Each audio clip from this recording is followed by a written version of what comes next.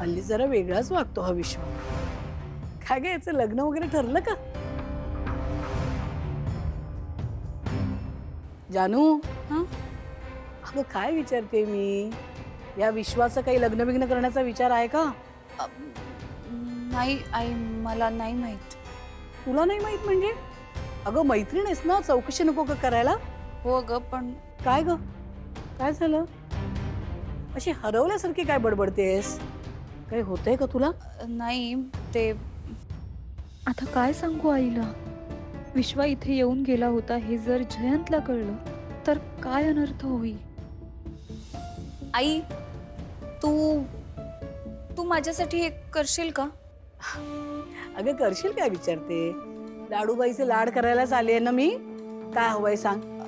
ते आई, ते आता विश्वा इथे येऊन गेला ना, त्याचं काय? तर तू विश्वा इथे येऊन गेलाय हे म्हणजे तू हे जयंतला नको ना सांगूस.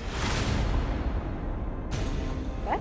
हो म्हणजे विश्वा इथे येऊन गेला हा विषयच तू जयंत समोर नको काढूस. हा अगं त्यात न सांगण्यासारखं काय? तुझा मित्र आहे विश्वा, तो येऊन गेला तर लपवायचं काय? आई प्लीज, मी सांगते तेवढं कर. तू काही लपून छपून विश्वाला भेटतेस, त्याच्याशी बोलते? आई अगं काही काय बोलतीयस तू?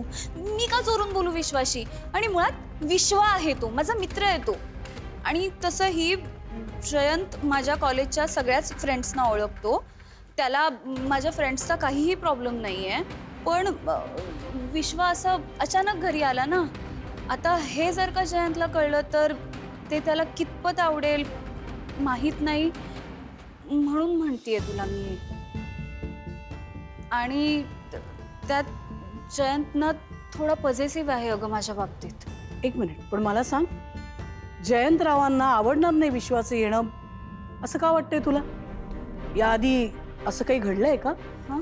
जानू, तुला एक सांगू का? आपल्या नवऱ्याला जर एखादी गोष्ट आवडत नसेल ना तर शक्यतो ती टाळावी. नाही नाही, म्हणजे मी असं म्हणत नाहीये की तू विश्वाची मैत्री तोडून टाक किंवा मित्रमैत्रिणी असूच नये. पण जर जयंतरावांना काही गोष्टी आवडत नसतील तर त्या करणं टाळावं. अगं तुला काय वाटतं ते स्पष्टपणे सांगायला हवं. नाही म्हणजे मैत्री जपायला हवी हे कळतंय मला, पण नवऱ्यापासून असं खोटं असं लपवणं योग्य नाही ग. आता बघ, म्हणजे तू खोटं बोलणारच, वर तू मलाही सांगतेस की जयंतरावांशी खोटं बोलायचं, त्यांना सांगायचं नाही की विश्वा येऊन गेला. एक आई म्हणून मी असं वागणं बोलणं योग्य आहे का? आई अगं असं का करतेस तू? तुला मी सांगतेय ना एवढं. मला काहीही माहित नाही. मी तुला जेवढं सांगते तू तेवढं कर. तू जयंतला सांगू नकोस की विश्वा इथे येऊन गेलाय ते. हे बघ, तुला जर का माझ्यामध्ये आणि जयंतमध्ये भांडणं व्हायला नको असतील ना तर तू मी सांगते ते कर. अगं तू सासूबाई बघा काय म्हणते ही. अगं लक्ष्मी, हे बघ, जसं मुलांच्या आणि सुनांच्या मध्ये आपण पडत नाही ना, तसं जानूच्याही मध्ये पडायला नको. अगं मग तसं तिला सुद्धा ठरवू देत ना, तिला काय करायचं ते. नाही सासूबाई, ती गोष्ट वेगळी ही वेगळी. अहो ही आत्ता मला म्हणते की जावई बापून सांगायचं नाही विश्वा येऊन गेला, उद्या तुम्हाला सांगेल. पण म्हणजे आपण सगळ्यांनी जावई बापूंशी खोटं बोलायचं हे योग्य आहे का? अगं पण मग आपणच तसं तिला सांगू ना की बाई खोटं बोलू नकोस, विश्वा येऊन गेला हे जयंतला तुझं तू सांग, आम्ही दोघी त्याच्यात काही मध्ये पडणार नाही. अगदी बरोबर. आणि हे बघ जान्हवी, नाही म्हणजे मी स्वतःहून विषय काढणार नाही, पण विषय निघाला तर खोटंही बोलणार नाही. कळतंय तुला? त्यापेक्षा खरं खरं तूच बोललीस तर बरं. आई अत्यंत धडाडीची आहे माझी नात. मित्राबद्दल नवऱ्यासमोर काही बोलत नाही म्हणजे नक्कीच काहीतरी गडबड आहे.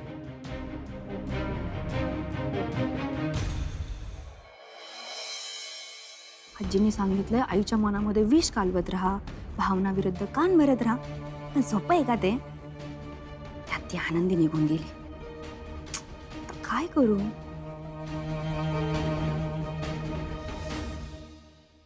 हॅलो, हा सुप्पू बोल. कशी आहेस? आम्ही सगळे मस्त मजेत. हो सगळं ठीक आहे, पण घर रिकामं रिकामं वाटतंय. अगं आनंदी हॉस्टेलला नाही गेली का, त्यामुळे. काय सांगते तुला माहीतच नाही. भावनाकडून राहून गेलं असेल तुला सांगायचं, पण ती मुद्दामून थोडीच करणार असं. हो गणपतीच्या सुट्टीला आली होती. बरेच दिवस राहिले आणि आता गेली पण. काय सांगतेस, हे म्हणजे नवलच. एकही चक्कर नाही झाली तुझ्या घरी.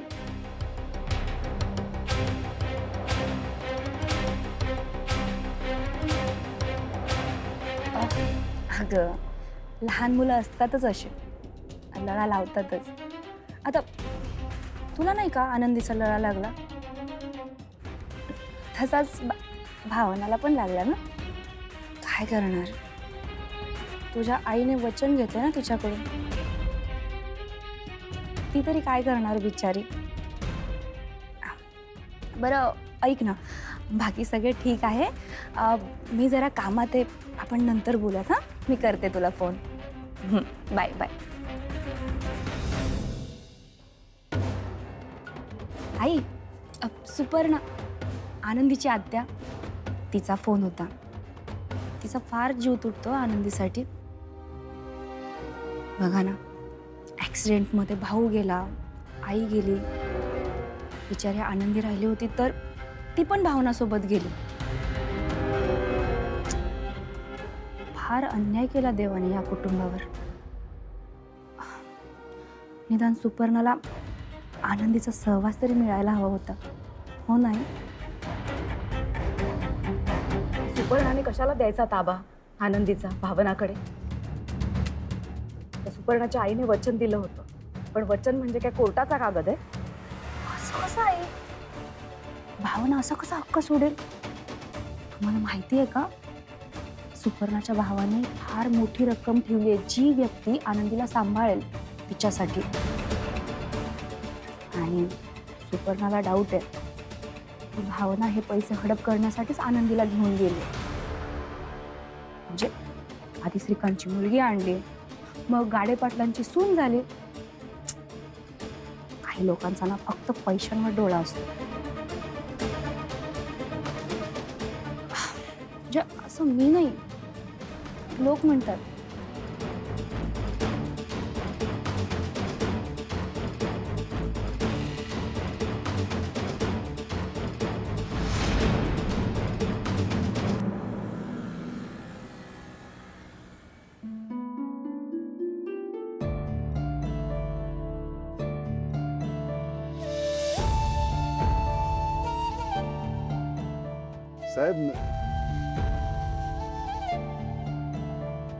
साहेब तुम्ही सुद्धा गाडी चालवून बघा की.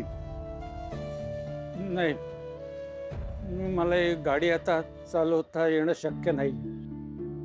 का?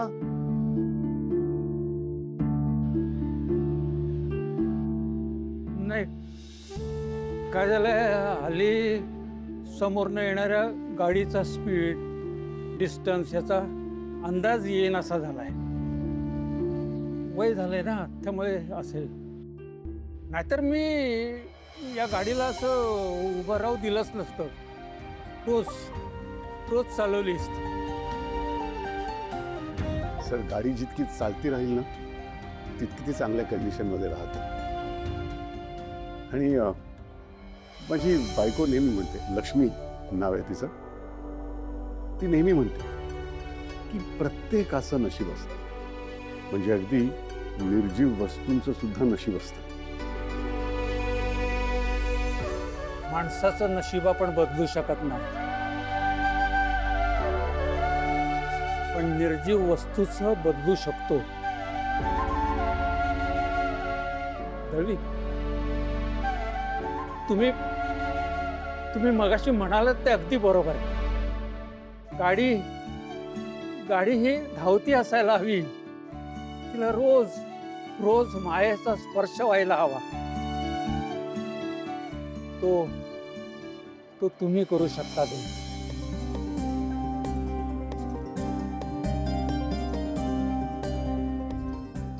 ही घ्या चावी. मी माझ्या या गाडीचं नशीब बदलून टाक. अहो नाही नाही साहेब Please. त्याचे नाही म्हणू नका दळवी, प्लीज. सर अहो ही गाडी मी दळवी आता माझे किती दिवस राहील. मरणापूर्वी फक्त माझ्या 2 इच्छा बाकी आहेत. कोणातरी एकाचं फार मोठं गुपित मला माहिती आहे, ते मला उघडकीला आणायचंय आणि त्या माणसाला न्याय मिळवून द्यायचा. आणि दुसरी माझी इच्छा म्हणजे मला ही गाडी पुन्हा एकदा पळताना बघायची.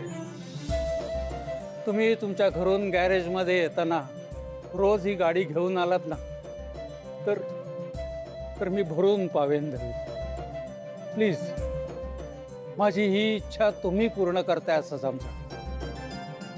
घ्यायचा.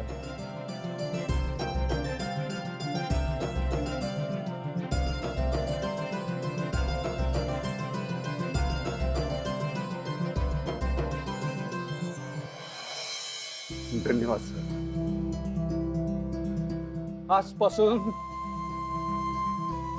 आजपासून या गाडीचे मालक तुम्ही झालात श्रीनिवास दळवी.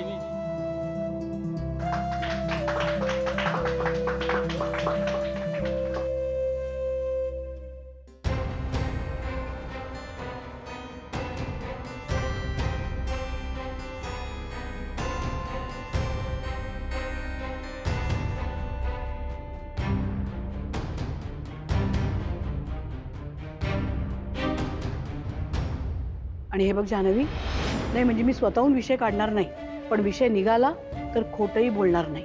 कळतंय तुला? त्यापेक्षा खरं खरं तूच बोललीस तर बरं.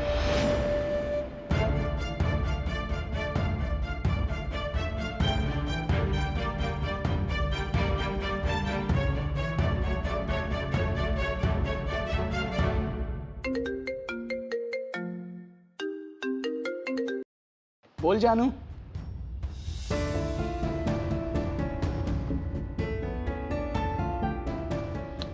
हॅलो, बोल ना जानू, कशाला फोन केला होतास?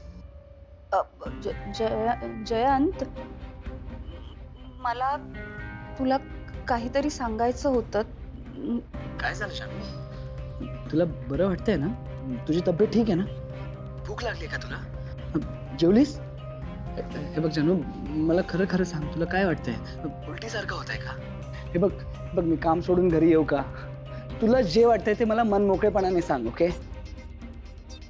मी प्रेग्नंट आहे ही गोष्ट कळल्यापासून सगळं किती व्यवस्थित चालू आहे. जयंत माझी काळजी घेतोय, माझ्यावर इतकं प्रेम करतोय.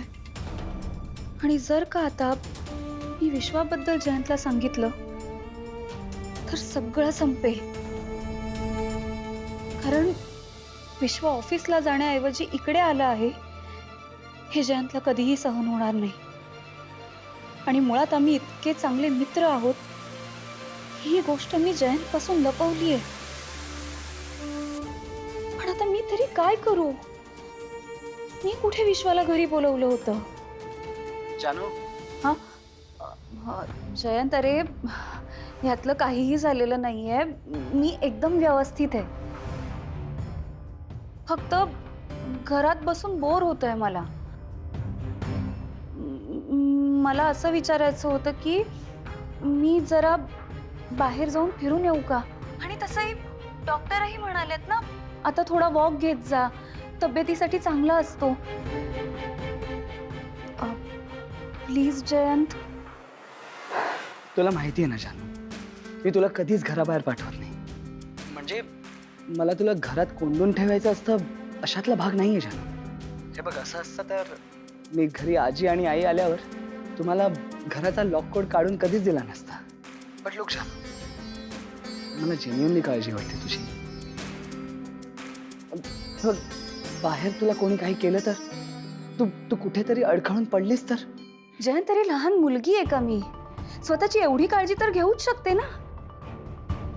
आणि आता तर फक्त मला माझी नाही तर आपल्या बाळाची सुद्धा काळजी आहे. थोडा विश्वास ठेव माझ्यावर. ठीक आहे जानू, तू जा बाहेर. पण मला तुझं लोकेशन शेअर कर, मी ते मॉनिटर करत राहणार. ओके? ठीक आहे, तुला हवं असेल तर माझ्या डोक्यावर तो फिरता CCTV लाव. ओके? पण एक गोष्ट लक्षात ठेव जयंत, तू अपसेट होशील अशी कुठलीही गोष्ट मी करणार नाही. मी फक्त बाहेर जाणार, थोडंसं फिरणार आणि पुन्हा घरी परत येणार. That's it. Okay okay, no problem. जा तू आरामात. थँक्यू जयंत. बाय.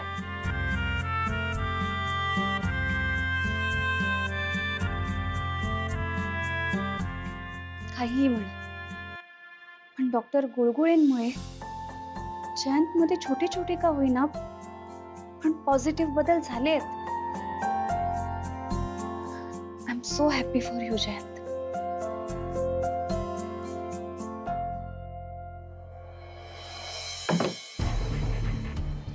काकू या ना, बसा. नाही, मला बसायचं नाही. काही काम होतं का माझ्याकडे? तू नेहमी खरं बोलतेस ना भावना? म्हणजे नेहमी खरं बोलावं अशीच तुझ्या घरची शिकवण आहे असं मी ऐकलंय. काय झालंय काकू? मी तुला एक प्रश्न विचारणार आहे ज्याचं मला खरं खरं उत्तर हवंय. देशील ना? हो, देईन ना. तुझं आणि श्रीकांत इनामदारांचं लग्न ठरलं होतं. ज्या दिवशी तुमचं लग्न होतं त्याच दिवशी सकाळी त्यांचा आणि त्यांच्या आईचा ऍक्सिडेंट झाला. आणि त्या ऍक्सिडेंटमध्ये श्रीकांत इनामदार आणि त्यांची आई गेली. ते हॉलमध्ये सुद्धा पोहोचू शकले नाही. म्हणजे तुमच्यामध्ये लग्नाचा एकही विधी पार पडला नाही. नात्याने तू त्यांची पत्नी झालीच नाहीस. मग एवढ्या अट्टाहासाने आनंदीचा सांभाळ करण्याचा आटापिटा का करतेस तू?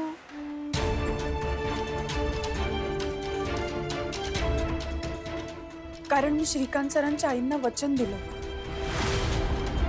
मी आनंदींचा सांभाळ करेन. आनंदींना कधीही अंतर देणार नाही असं मी त्यांना सांगितलं होतं. फक्त एक वचन? एक खरं सांगू काकू, माझ्या पत्रिकेतल्या दोषामुळे माझं लग्न ठरत नव्हतं. हे तर सगळ्यांनाच माहिती आहे. मी पण माझ्या मनाची तयारी केली होती की या जन्मात तरी माझं लग्न होणारच. पण मग अचानक मला श्रीकांत सरांच्या आईने मागणी घातली. ती मागणी घालण्याचं कारणच होतं की माझं आणि आनंदींचं असलेलं घट्ट नातं समाजाने नाकारलेल्या माझ्यासारख्या मुलीवर आनंदी जीवापाड प्रेम करायचा. आणि मी आणि श्रीकांत सरांनी सुद्धा या लग्नाला होकार दिला कारण आनंदींना आई बाबा मिळावेत म्हणून. सगळं आनंदींसाठी करत होतो. आणि त्यानंतरच आनंदी मला आई म्हणायला लागला. मग तुम्हीच मला सांगा, एक आई आपल्या मुलीला अंतर कशी काय देऊ शकेल? एवढं एकच कारण आहे की आणखी काही वेगळं आहे? म्हणजे जो कोणी आनंदीचा सांभाळ करेल त्याच्या नावाने श्रीकांत इनामदार खूप मोठी प्रॉपर्टी ठेवून गेले. हे खोटं आहे का?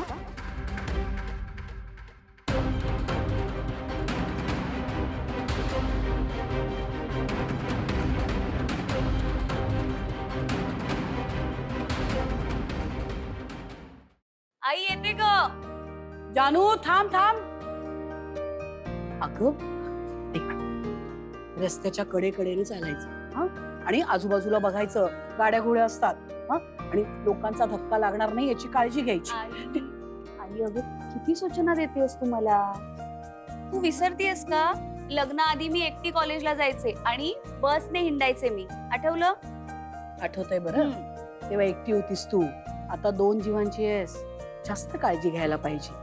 आणि पूर्वीचं काय ग, दळवींच्या घरची लेक होतीस तू, आता कानेटकरांची सून आहेस, जयंतरावांची बायको. बापरे, 10 माणसं असतात सेवेला, दिमतीला गाड्या, बरं इतकी काळजी घेणारा नवरा. हो आई, तू हे जे काही बोलतेस आणि चिडवतेस ना मला, हे लक्षात येतंय बरं का माझ्या. बरं आले आता मी जाऊन पटकन. सांभाळून हो. हो. आणि वेळेत ये. हो येत. तुझ्या चेहऱ्यावर कायम हसू बघायचं आहे ग मला. हे बघ, जर तुला जावई बापूंचं काही म्हणणं पटत नसेल, तुझ्या काही गोष्टी त्यांना खटकत असतील, तर त्यांच्याशी स्पष्ट बोलायला हवं. नवरा बायकोचं नातं हे विश्वासावर टिकलेलं असतं आणि विश्वास टिकवण्यासाठी एकमेकांशी संवाद साधणं खूप गरजेचं आहे. बाकी काही माहित नाही मला, पण हे जे विश्वाबद्दल आता आपण बोललो ना, त्या बाबतीत तू त्यांच्याशी बोलून घे बाई. नाही हे खरं आहे, पण जेव्हा मी आनंदींना घरी घेऊन आले ना, तेव्हा याबद्दल मला काहीच माहिती नव्हतं. आणि जेव्हा मला कळालं ना, तेव्हा एक सही करून ते पैसे मी नाकारले होते. जर का ते पैसे त्यांच्या आत्यांना किंवा काकांना वापरायचे असतील तर त्यांनी खुशाल वापरावेत, असं मी लिहून सही करून तो कागद दिलाय त्यांना. तुला सही करून दिलं असशील ग, पण कोर्टाने अजूनही ते पैसे तुझ्या नावानेच ठेवलेत ना. अहो, तसं असेल तरी ते पैसे मी फक्त आनंदींसाठी वापरेन किंवा सरळ दान करून टाकेन. पण त्या पैशांसाठी मी आनंदींचा सांभाळ करते ही गोष्ट साफ खोटी. हे बघा, आई मुलाच्या नात्यात आजपर्यंत कधीही पैसे आले नाहीत आणि यापुढे कधीही येणार नाहीत. हे मी तुम्हाला सांगायची गरज नाहीये ना. खूप छान बोलतेस तू भावना, पण का कुणास ठाऊक मला पटत नाही. तुला जर आनंदीबद्दल इतकंच वाटत असतं ना, तर तू तिच्या वडिलांना न्याय मिळवून देण्याचा प्रयत्न तरी केला असतास. बघ ना, म्हणजे तिच्या वडिलांचं तिच्या आजीचं पुढे काय झालं याकडे तू ढुंकून तरी पाहिलंस का ग? नाही ना. अगं केवढा मोठा ऍक्सिडेंट झाला, तो कोणामुळे झाला, कशामुळे झाला, काय कारण होतं, कोणाची चूक होती, आनंदीच्या पायावर दुखापत कशी काय झाली, ती कोणामुळे झाली, या प्रश्नांची उत्तरं आहेत का तुझ्याकडे? तू फक्त तिला उचलून इथे घेऊन आलीस कारण ते तुझ्या सोयीचं होतं आणि अर्थात त्यासाठी तुला पैसे मिळाले. हेच खरं कारण आहे ना. अहो नाही हो, खरंच असं नाहीये. म्हणजे त्यावेळेला मला काही सुचलंच नाही हो. अहो, खूप गोष्टी आजूबाजूला घडत होत्या, त्यामुळे या सगळ्याचा विचार करायलाच नाही मिळाला मला. आणि अहो त्यानंतर आनंदींना त्यांच्या आत्या घेऊन गेल्या बळजबरी, माझ्यावर किडनॅपिंगची केस टाकली, मग जानूचं लग्न झालं आणि मग सिद्धिराजनी माझ्या गळ्यात मंगळसूत्र घातलं. या सगळ्यात बास भावरा बास. तू जेवढं दाखवतेस ना, तेवढं तुला आनंदीबद्दल अजिबात वाटत नाही. मग ह्या सगळ्यामध्ये माझ्या मुलाच्या संसारामध्ये त्या मुलीची लुडबुड कशासाठी हवी आहे? हे बघ, मला माझ्या मुलाचा संसार अगदी सुरळीत झालेला बघायचा. त्यामुळे मी जे सांगते ना ते नीट ऐक. त्या आनंदीला विसरून जा. हे बघ, तिचं आयुष्यात वाईट व्हावं असं मला अजिबात वाटत नाही. तसं जर असतं तर मी तिच्या फीचे पैसे भरलेच नसते. एक लक्षात ठेव, आता इथून पुढे तिच्या कुठल्याही सुट्टीत तिने ह्या घरात थांबलेलं मला चालणार नाही. तिने तिच्या आत्याकडे जावं, सुट्टीमध्ये किंवा कायमच. काकू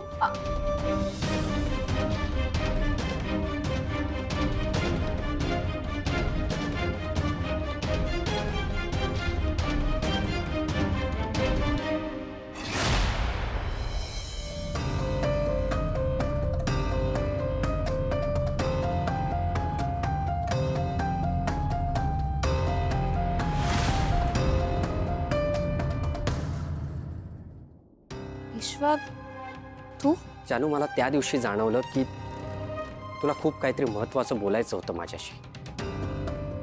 त्या दिवशी ते अर्धवट राहिलं, म्हणूनच आज स्पेशली तुला भेटायला आलं. इट्स ओके जानू, एवढा का विचार करतेस तू? मॅड आला, आपल्याला भेटला आणि चौकशी करून निघूनही गेला. त्यात काय एवढं? आपण काय त्याच्याशी असं बोललोच नाही आहोत ज्यामुळे जयंत नाराज होईल. आणि आई जरी ओरडली असली तरी सुद्धा ती जयंतला काहीही सांगणार नाहीये. सो इट्स ओके, सगळं काही ठीक आहे आणि इथून पुढे आणखी आणखी छान होणार आहे. So relax.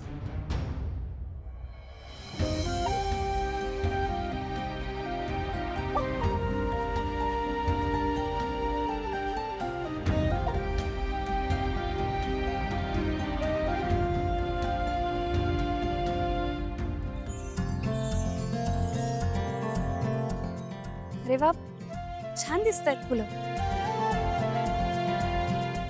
जयंतसाठी घेऊ का? तो ऑफिसवरून जेव्हा घरी येईल तेव्हा त्याला दे. खूप खुश होईल तो. घेतेच. दादा फुलं कशी दिली?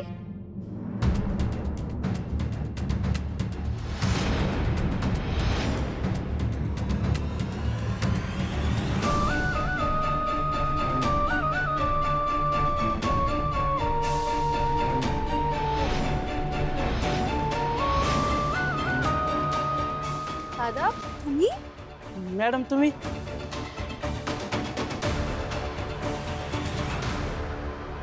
आणि तुमच्यासोबत सर पण आहेत का? नाही अहो, जयंत ऑफिसला गेलाय. पण काय झालं? तुम्ही एवढे टेन्शन मध्ये का आलात? माफ करा मॅडम, मला मारू नका, माझ्याशी बोलू नका मॅडम, वाटलं तर माझी फुलं पण घेऊ नका. माफ करा, जातो मी. दादा यांना काय झालं अचानक? दादा थांबा.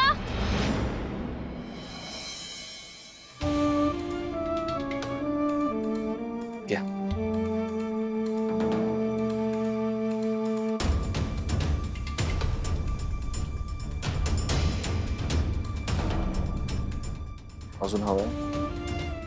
झाला शांत?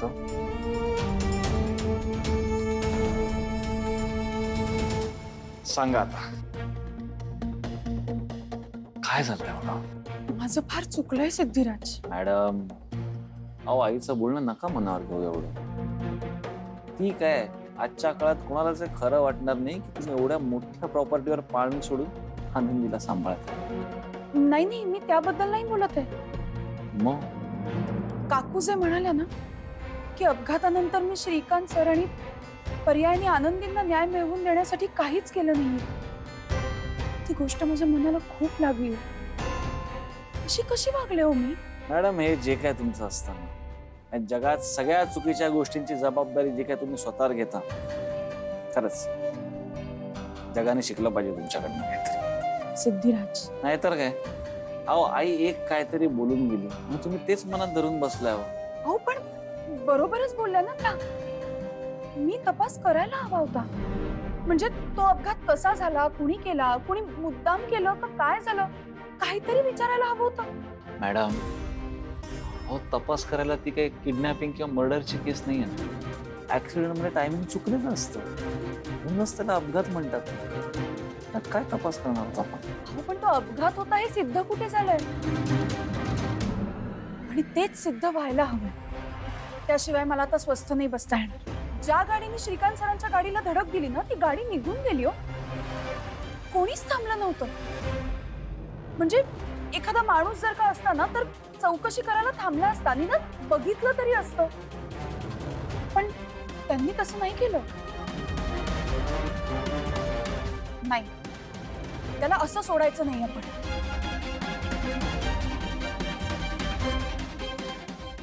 तुम्हाला माहितीये, मला जेव्हा या ऍक्सिडेंट बद्दल कळलं ना, तेव्हा लग्नाच्या पाटावरून उठून डायरेक्ट हॉस्पिटलमध्ये गेले होते मी. श्रीकांत सर आणि त्यांच्या आईशी झालेली ती शेवटची भेट होती. त्यातच आनंदींचा पाय दुखावलेला होता, म्हणून त्यांना घेऊन तशीच मी घरी आले. त्यांच्याच भविष्याचा विचार करत बसले. या ऍक्सिडेंटकडे त्या अँगलने मी कधी बघितलंच नाही हो. पण आता मला माझी ही चूक सुधारायची आणि त्यासाठी मला तुमची मदत लागणार आहे सिद्धिराज. मला माहितीये मी तुमच्याकडे खूप विचित्र मागणी करते. आधीच एकतर तुम्ही आनंदींना ऍक्सेप्ट केलंय आणि त्यात आता माझ्या न झालेल्या नवऱ्याला न्याय मिळवून देण्यासाठी मी तुमची मदत मागते. पण सिद्धिराज, आता माझ्या आयुष्यात तुमच्या इतकं हक्काचं दुसरं कोणीच नाहीये. तुम्ही द्याल ना माझी साथ?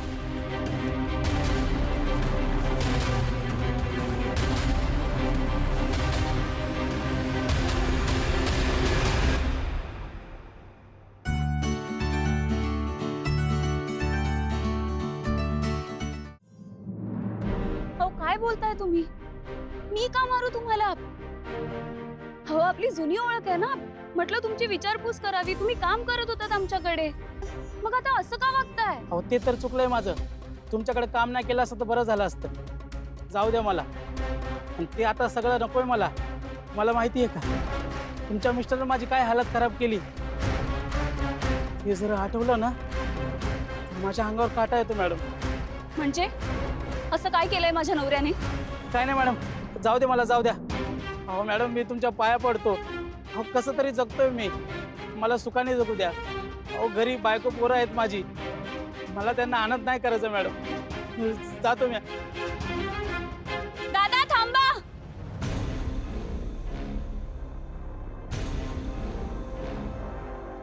दादा काय झालं एवढं? का घाबरताय तुम्ही? मला काहीच कळत नाहीये, फक्त टेन्शन येतंय मला. हे बघा, तुम्हाला जायचंय ना, तुम्ही खुशाल जा, मी नाही थांबवणार तुम्हाला. पण त्याआधी माझ्या प्रश्नांची उत्तरं द्या. काय झालं होतं तेव्हा? हे बघा, जे काही आहे ते सगळं काही खरं खरं मला कळायला हवं. प्लीज सांगा मला.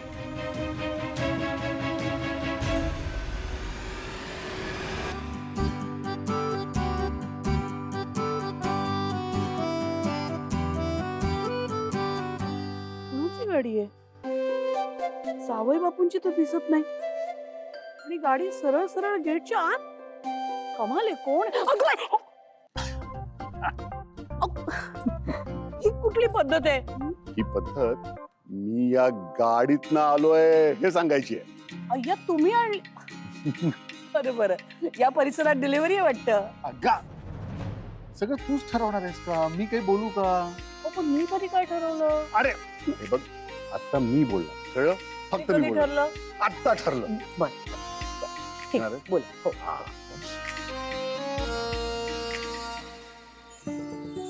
अय्या, गजरा.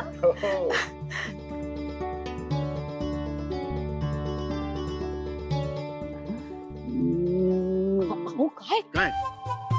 जावयाच्या घरात होत आपण, सासूबाई आहे, कोणी पाहिलं तर काय म्हणतील? आपण जावयाच्या घरात असलो तरी माझ्याच बायकोला जवळ घेतोय ना, मग काय प्रॉब्लेम आहे? देवा. मग हे बघे, आणि तो कोणी बघू द्या, मी कोणालाही घाबरत वगैरे नसतो. कारण आज मी खूप खुश आहे. अगं, तब्बल 40 वर्षानंतर मी माझ्या बायकोची इच्छा पूर्ण केली आहे, त्यामुळे कोणालाही घाबरत नाही आज मी. काय झालं एवढं?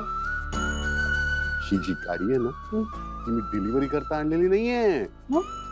तुला लॉंग ड्राईव्हवर नेण्याकरता आणली आहे. मला घेऊन जायचं काय तो आनंद? काय तो आनंद? म्हणजे आनंद आहे कारण आपण आपल्या गाडीतनं लॉंग ड्राईव्हला जाणार आहोत. लक्ष्मी, ही आपली गाडी आहे. आपली? हो, आपली आपली स्वतःची. या. मी तुझा निवास इतके पैसे नाही कमवू शकला की तो स्वतःची गाडी विकत घेईल, पण मी माझ्या कामाने आणि कष्टाने विश्वास मात्र खूप मिळवलाय. म्हणूनच माझ्या गॅरेजच्या मालकांनी ही गाडी मला दिली आहे भेट म्हणून. भेट म्हणून गाडी? अहो पण ते तुझ्या मनात जे काही प्रश्न आहेत ना, ते कसं झालं, काय झालं, सगळ्या प्रश्नांची उत्तरं जेव्हा आपण लॉंग ड्राईव्हला जाऊ ना तेव्हा मी देईन. चल, उद्या. मी सासूबाईंना सांगून येते. अगं, सासूबाईंना कशाला? तू ते सगळं माझ्यावर सोड, ठीक आहे? तरी पण 2 मिनिटं थांबाच. अगं, आलेच लक्ष्मी. आलेच ए. आलेच. अरे, आता ही आईला घेऊन येते की काय?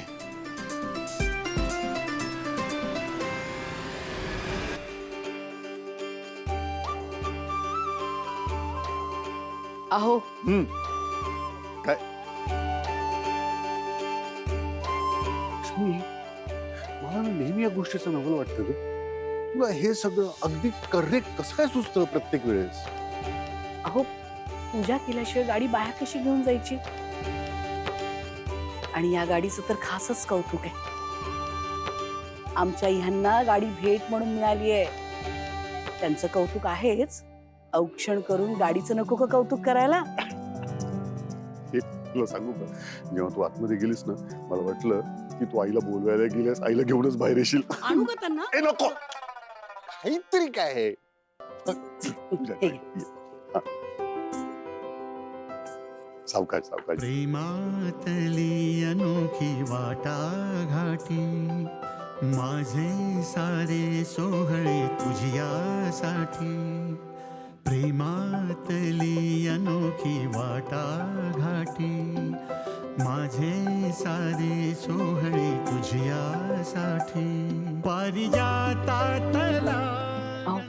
असं ओवाळून. हा. दागिना तू गळा हो खरा तन्मणी. आता जायचं लॉंग ड्राईव्हला. पण माझी एक अट आहे.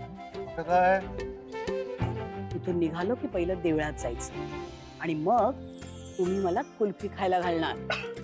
डन. ठेवणार. ये पटकन.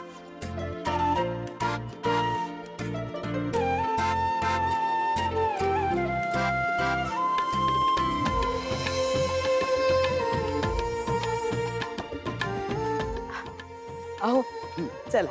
चला ये. थांब थांब अहो. थांब थांब थांब.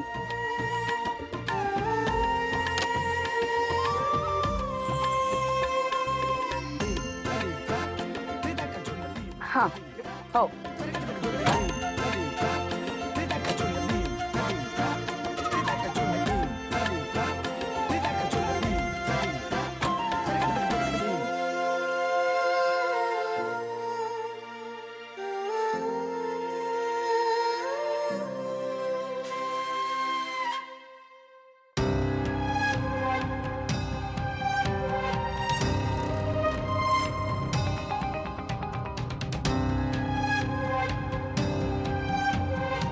अरे पोरांनो, अरे आता कुठे निघालात? अरे निवडणूक तोंडावर आली असताना घरी थांबायला हवं. अरे आता तरी पक्षाचा विचार करा का स्वतःचाच विचार करणार? पप्पा एवढ्या चांगल्या शिकवण्या तर घेतात ना भावना मॅडम, तरी सुद्धा कसले टोमणे मारता हो तुम्ही? अहो कधीतरी कौतुक करा त्यांचं. अहो अख्ख्या गाडे पाटील घराण्यात झाली नसेल अशी धडाडीची सून मिळाली आहे तुम्हाला. तू पप्पांच्या बोलण्याचा अर्थ तर समजून घे. अरे दादा हुंदडायला नाही चाललोय मी, पोलीस स्टेशनमध्ये काम होतं म्हणून चाललो. पोलीस स्टेशनला कशासाठी? आता आणखीन कुठे मारामारी केलीस की काय? अहो असं काही नाहीये हो. हे बघा, समस्त सासवड ज्या गोष्टीवरून भावना मॅडमच्या नशिबाला दोष देताना त्याच गोष्टीचा नायनाट करायला चाललोय. पप्पा तुम्हालाही माहितीये की भावना मॅडमचा जो होणारा पहिला नवरा होता तो त्यांच्याच लग्नाच्या दिवशी त्याचा ऍक्सिडेंट झाला होता आणि दुर्दैवाने तो देवाघरी गेला. आणि लोकांनी याच गोष्टीचा दोष भावना मॅडमच्या पत्रिकेवर लादला. पण तो जो चालक होता त्यांनी एवढी मोठी धडक मारून सुद्धा तिकडे थांबला नाही, उलट हिट अँड रन केलं. तर आम्ही दोघं मिळून त्याच गोष्टीचा सोक्षमोक्ष लावणार. काय? हो पप्पा.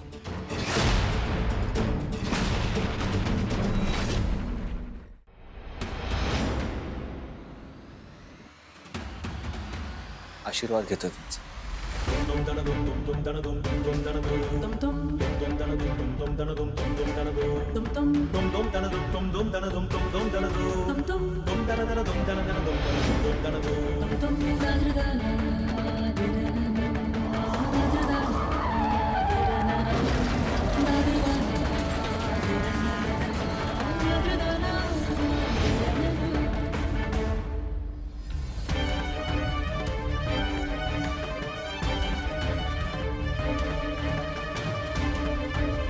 चला मॅडम.